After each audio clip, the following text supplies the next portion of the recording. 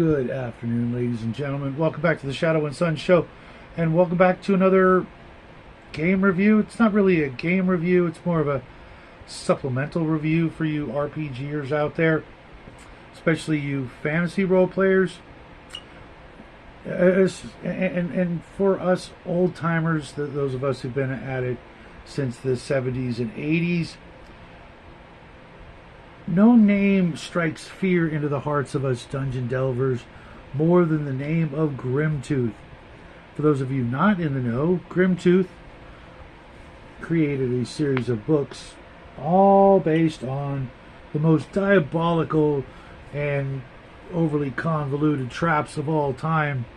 But the legend of these books, the Grimtooth's Traps, Grimtooth's Traps 2, and Grimtooth's Traps 4, that's a mouthful, have a reputation that I think is a little overinflated. The mythology and the myth and the legend and the anecdotal stories, because I find that very few of these traps really were worth the squeeze, as my friend Connell would say. Each of these two books that I have, I don't have Grimtooth's 4, and Grimtooth 3 does not exist. It never existed. It was just a way to further the lore, the legend, the fear that would go along with these books after the many years. And one of the things that clued me into just how overinflated these were was the price. After 40 plus years, I could pick these up for like $15, not brand new, but in really nice condition. Something that was supposedly this diabolical and this terrifying and this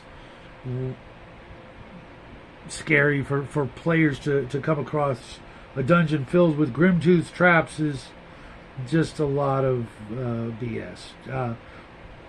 Most of the traps are overly complicated, and you would see them coming a mile away, or at least that was my experience going through these books. If I start seeing some of the telltale signs of these traps, especially like the room traps, you right off the bat you know something's up. And as my good friend Raven is famous for saying, just nope, I'm out, don't care, I'm not going in, just it ain't worth it, not worth it, I'll just keep on living and adventure somewhere else, so to speak. These traps are designed to be deadly,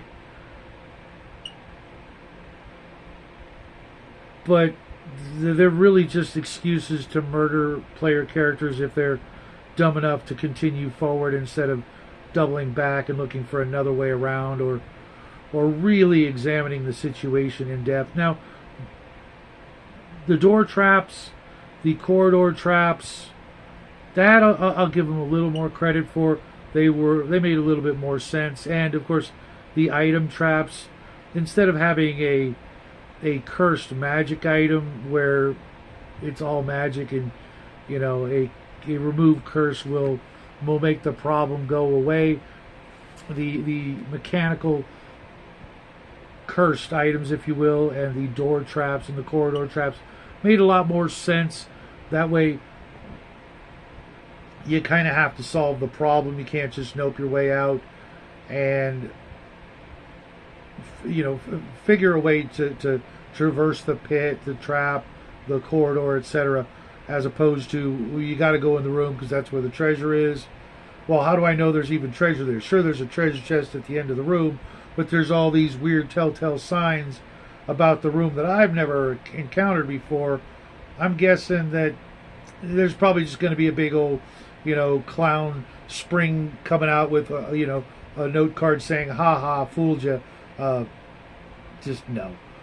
However, all that being said, I did learn a lot from reading these books. The idea of fear is more important than the actual fear itself, if that makes any sense to you. If you warn your players ahead of time, and properly so, that said dungeon or said lair is chock full of traps, that's more fun than there actually being any traps. I kind of like the idea of the players hearing about a dungeon or a lair, and all the rumors point to these deadly, horrible traps. And every time the players come across one, it's already been sprung by somebody else, unfortunate enough to take the bait and go in there. Some NPCs, dead because the trap sprung on them, to show them instead of tell them. It's like, yeah, there's 3 dead human skeletons rotting away here, and there's, they're full of arrows or darts, or there's a part of a stone block squishing the crap out of them, and that's how they died, and the players can just climb over the block or find some other way around. Will keep them more on their toes than constant whittling down of player characters or their hit points over the course of the adventure. It gave me a lot of ideas of how to do a trap properly, as opposed to coming up with these convoluted, these crazy moving rooms and things that without magic or 100,000 dwarves to carve out the room and make it just so, which, as we know from history, really wasn't the case. There weren't these elaborate stone block traps, the Indiana Jones rolling ball trap. Who wants to deal with that in their everyday life, living in their own dungeon or lair, and they've got to keep remembering to push the button, pull the lever, find the secret door to find the button or the lever so that they don't get killed by their own diabolical traps. Made no sense to me. Chest traps, that's different. You're going to put a trap on your vault or your lockbox or something like that. That makes more sense because that's where the treasure is. Why trap the whole freaking room? It's just a whole lot of work and expense that some evil magic user or race of creatures or something has to constantly worry about. They know, hey, don't mess with the king's treasure vault because it's trapped. Okay, why would the rest of the place be full of traps? Every other hallway and corridor and door, having to look for traps, listen at the doors, doing all that nonsense that just slows down the game. Now, if you're the thief in the party, obviously it's your bread and butter. You're there to disarm the traps and what have you. But can you tell me, or point to me a story, a novel, if you will, from prior to Dungeons and Dragons where that was a huge thing, where every other door and corridor and hallway was trapped to the nines? No, I've yet to read that novel. If there is one out there, please send me a link to it. I'll give it a look-see. But for the most part, I wouldn't recommend against getting these books because, like me, they did give me some really devious ideas, especially in the section they called things or artifacts, where they are like the telescope that if you adjust it, a spring-loaded spike stabs you in the eye.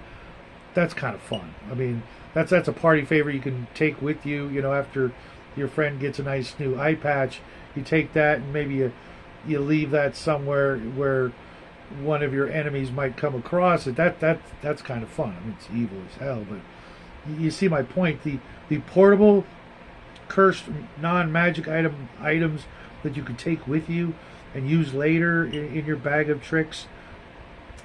That sounds a little more fun and a little more enjoyable and a little bit more useful than a room trap that you have to walk across certain tiles in a certain order to not get killed, to go and get the treasure.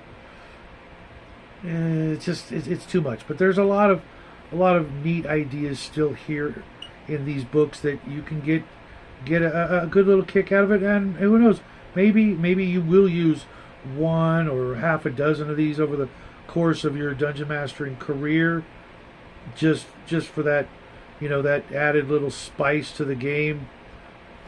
Could be a lot of fun. Let me know what you think. That's all I've got for you today. I'll be back tomorrow with a live stream, just chilling with the guys, and maybe I'll do another video. Maybe I'll do part 2 of the God, or part 6 of the God Wars, but I'm still working on that one, so we'll see. But at any rate, you guys out there in TV land, have a great day. Love you guys. I will see you tomorrow.